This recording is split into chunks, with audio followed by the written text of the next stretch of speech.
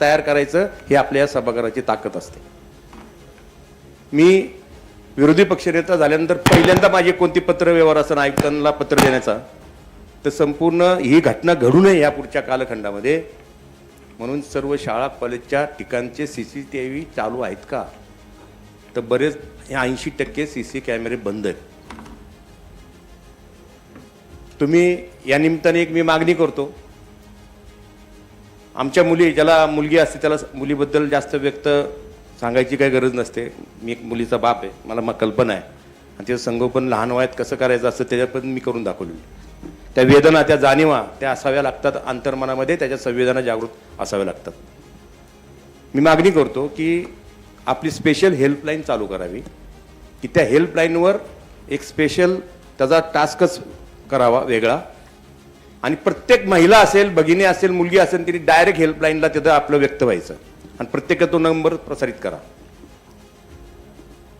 बऱ्याच पोलीस चौकीमध्ये आता वैशाली काळभोर यांनी म्हटल्याप्रमाणे लगेच दखल घेत नाही.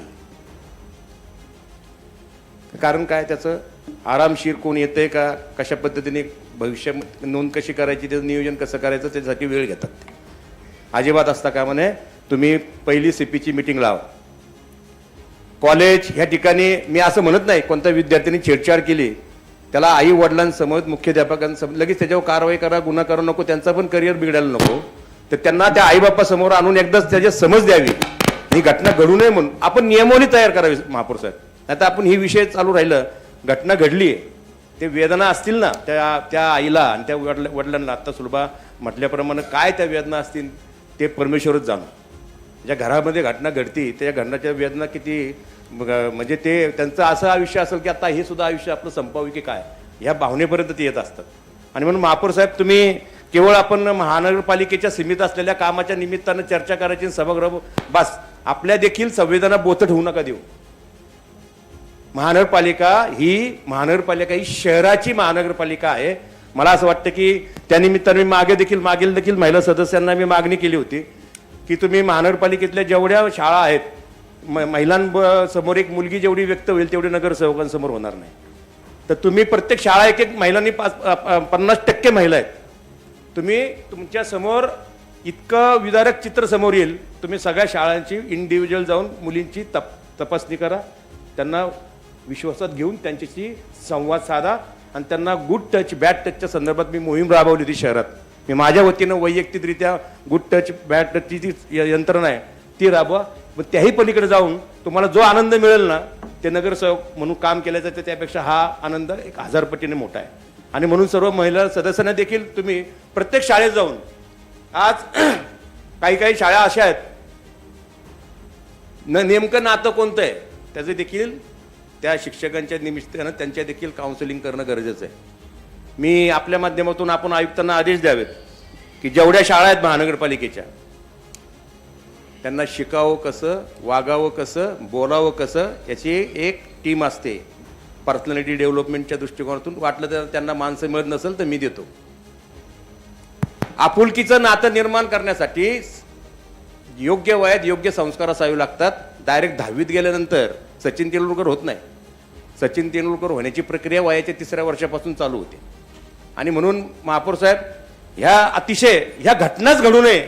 जसं काल आपण आयुक्त साहेब, आपण सर्व दिव्यांगाच्या संदर्भात बोललो की ते रोगच नष्ट होण्यासाठी, तर हा रोग आहे, हा मानसिक रोग आहे.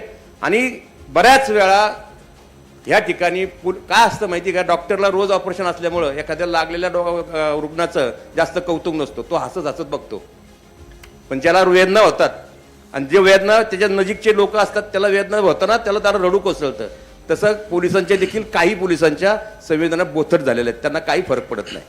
तर त्यांना जागे आणण्याचं देखील या सभागृहामध्ये ताकद आहे. आज जर आपण ठराव केला ना, कोणत्या पोलीस इन्स्पेक्टर असू द्या, कोणी असू द्या, कोणत्या पद्धतीने, त्या ठरावाचं महत्त्व त्यांना ठराव झाल्यानंतर कळेल. पण कधीतरी जरा हिसका दाखवायची गरज आहे. तुम्ही जरा हिसका दाखवा त्या ठिकाणी. हे प्रकरण भविष्याच्या कालखंडामध्ये होऊ नये त्यासाठी काहीतरी कडक उपाययोजना करा. आपण प्रशासनाला कामाला लावा, नाही तर प्रशासनाच आम्हाला कामाला लावते बऱ्याच वेळा. तर त्यांना त्या प्रशासनाला जरा गांभीर्य त्यांना देखील. आणि महानगरपालिकेच्या शाळेच्या संदर्भात मान्य आपल्या रूपानं आपण आयुक्तांना त्या पद्धतीचे आदेश द्यावेत की ह्या सर्व गोष्टी मुलींचं मी त्या ठिकाणी मुलींना काही शाळामध्ये शौचालय नाही. मला सांगा काय त्या मुलीची माझ्या मुलीची त्या वेदना असतील त्याला ती कुणाला सांगणार? कुणीच त्यांना ऐकलं नाहीये. मुख्याध्यापक डोळे उठून बघितले की गेली मुलगी आत पळून. आणि काही मुली घरी सांगत नाही का? माझी शाळा मी 450 मुलं मी झोपडपट्टीतली शिकवतो. त्यातली एक मुलगी माझ्याकडे धाडसाने आले. त्यांच्या 13-14 वर्ष झालं की लग्न करतात. ते म्हणजे तात्या मला शिकायचं आहे. तर मी आई वडिलांना बोलून त्याला सांगितलं माझ्या भाषेत काय सांगायचं ते. पण घरी जर मी तक्रार केली मला हा मुलगा छेडतोय, मला हा शिक्षक असा बोलतोय, मला हा करतो, तर ते घरचे आई वडील शिकलेले नसतात. ते म्हणतात एक काम कर, तुझं लग्न करून टाकतो, तू काय शाळेत जाऊ नको. आणि त्या भीतीपोटी ती मुलगी माझी शाळा रद्द होईल म्हणून ती घरी सांगत नाही. आणि ते घरी सांगत नाही म्हणून मी नगर सदस्यांना विनंती करतो की तुम्ही आई म्हणून जा, बहीण म्हणून जा. आणि तुम्हाला बघा ते जे काम केल्याचं जे आपण जे आज बोलतोय व्यक्त होतोय त्या भविष्यामध्ये ते घटना होणार नाही. आणि त्या मुलीला धाडस होईल की महापौर माझा आहे, मी त्याला सांगितल्यानंतर न्याय मिळेल. त्यांना सांगितल्यानंतर अशा काहीतरी उपाययोजना करा. घटनेचा निषेध तर करावाच आहे, करावाच पाहिजे. पण होऊ नये म्हणून आपण काय करणार आहात यासाठी सुद्धा आपण लक्ष देणं. महापौर हा फार संवेदनशील विषय आहे. ही क्रूरता काय, ही पुरातन काळापासून क्रूरता आहे. एक कोणतरी एक घाणेरडा माणूस एक व्यक्त होतो, एक शिक्षक काहीतरी करतो, सर्व शिक्षकांना त्याची बदनामी सोसावी लागते. आणि म्हणून ह्या गोष्टी होऊच नाही त्यासाठी आपल्याला खूप कामं आहेत महापौर. फक्त रस्ते गटर मीटर फिटर ते तर होत राहतील. आपल्यामुळे महानगरपालिका चाललेली नाही, आपल्यानंतर सुद्धा महानगरपालिका चालणारच आहे. 100 वर्ष झालेत महानगरपालिकेला.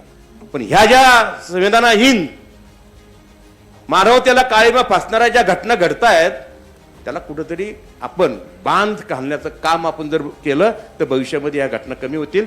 म्हणून मी ह्या संपूर्ण सभागृहाच्या वतीनं माझ्या राष्ट्रवादीच्या वतीनं निषेध करतो. आणि मी जे बोललेलो आहे, पहिली गोष्ट मी जसं पासपोर्ट काढावा लागतो बाहेर देशात जाताना, तसं पिंपरी चिंचवडमध्ये एंट्री करताना त्याचं काय, पिंपरी चिंचवडमध्ये तो कुठून आलेला आहे त्याची पहिली नोंद होणं आवश्यक आहे. कोण येतंय, कुठं राहतंय, कुणाच्या घरात राहतंय, काहीच माहित नाही. तुम्ही 3ला आणि 4ला त्या निगडीच्या ब्रिज खाली बघा कुठून कुठे कसे लोन देतात. आम्ही रात्री मुंबईहून उशीर झाल्यानंतर बघतो कधी कधी कुठून लोक येतात, बॅगाच्या बॅगा भरून लोक येतात. कुणीच चौकशी करत नाही. काहींचे तर मतदान नोंदणीमध्ये आधार कार्ड आहेत. तर ह्याची सुद्धा फार मोठ्या पद्धतीने चौकशी करावी लागणार आहे. तुम्हाला पोलिसांवर सुद्धा वचक ठेवणं गरजेचं आहे महापौर साहेब. आणि हे ताबडतोब तातडीने मिटिंग लावा. कोणत्याही माझ्या माता भगिनीची मुलीची जर तक्रार घेण्यात आली नाही तर त्यांच्यावर कारवाई करण्याची सुद्धा सभागृहामध्ये ताकद आहे आपल्या. आणि आम्ही तुमच्या बरोबर आहे अशा मी या ठिकाणी विनंती करतो. धन्यवाद. आणखीन घडामोडी जाणून घेण्यासाठी पाहत रहा पिंपरी चिंचवड न्यूज. सोबतच आमच्या फेसबुक आणि इंस्टाग्राम चॅनलला फॉलो करायला विसरू नका. तसेच यूट्यूब चॅनलला सबस्क्राईब करायला विसरू नका.